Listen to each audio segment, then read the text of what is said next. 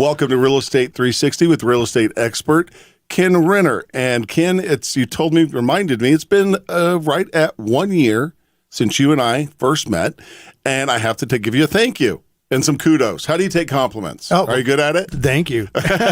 I've learned a lot from you. And it makes sense. And it makes sense. It's plain kind of English, math, You've simplified a lot of the real estate stuff. And so one of the things that you're a lot of things, but one of them, I don't know if you've ever called yourself, but you're an educator.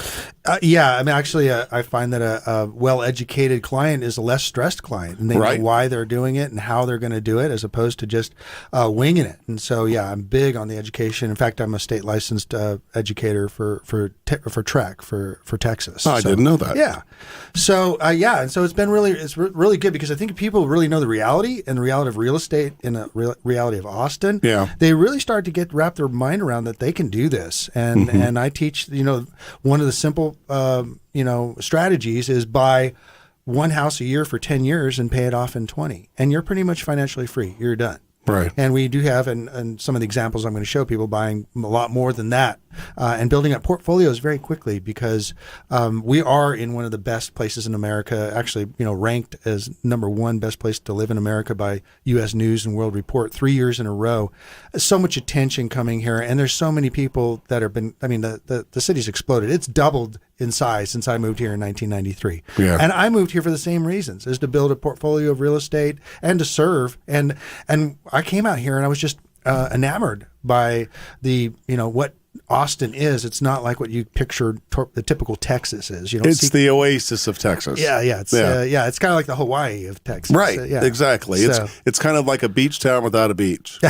Well, we got the lake. We got Lake Travis and Lake Austin. Yeah. So I'm really excited. I've been the Pied Piper ever since I moved here. In fact, even before I moved here, of telling people on the coast, hey, come out and check this place out. And people would do. And a lot of people are relocating. My clients are relocating, and a lot of them are just parking their money here. And so that's why I'm there to make it easy for them and make them feel safe and secure. Now, you have an opportunity for people to come out and learn quite a bit from you, right? Well, yeah. In fact, we were going to talk a little bit about that. This was my bus tour that we had back in.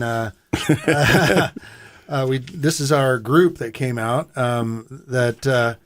We had a full bus, I think about 14 or 15 people, and they bought a substantial amount of real estate from me. But it was building community, and that's what I'm looking at doing, is building a community of investors that know why they're doing it, what they're doing. And so education is a key part of that. Right. So, and what all does it involve? Well, the first thing is I always like to keep updated on the current stats, because we've got to know where we're at in the market now. Sure. But also studying history and historical trends, and then a lot of other factors involved in that. A lot of relationship factors, especially with relationships with builders and other realtors that I have that took 25 years here in Austin to build. Right. So I did want to kind of go over those stats, because it's been 3 months since the whole the world changed, right? Yeah. So it's now it's July 1st, 2020, and so I think it was about March 17th when we had that conversation.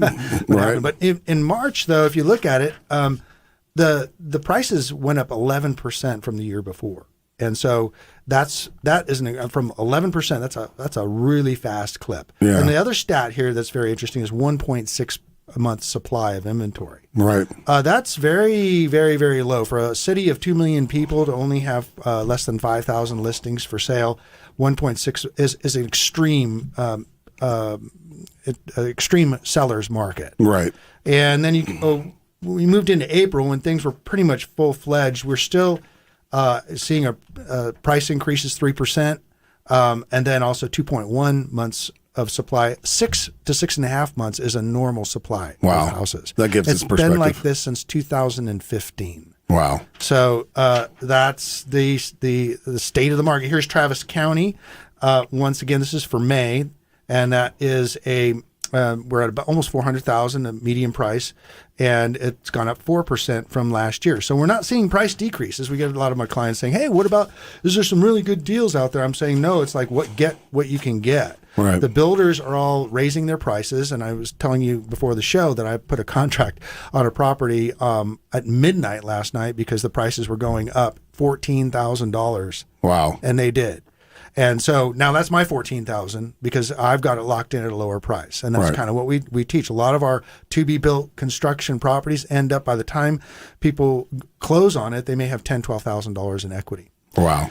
So That's it's nice. really, yeah, it's great return. I mean, if you think you're putting maybe 20% down on a property and you walk away with 5% bump just for buying it, Right. it's a good feeling. Yeah, I would imagine. I'd like to feel that someday. Yeah, well, so it's just putting a little bit of money, a little bit of earnest money to put your foot in the door and let the builder take the risk of building it 8 months from now. You decide whether you want it or not. Right. You know, We talked about that in previous episodes. So let's explain a little bit over the year that we've been doing this. One of the reasons why we did the podcast, Real Estate 360s, every one of those is meant to educate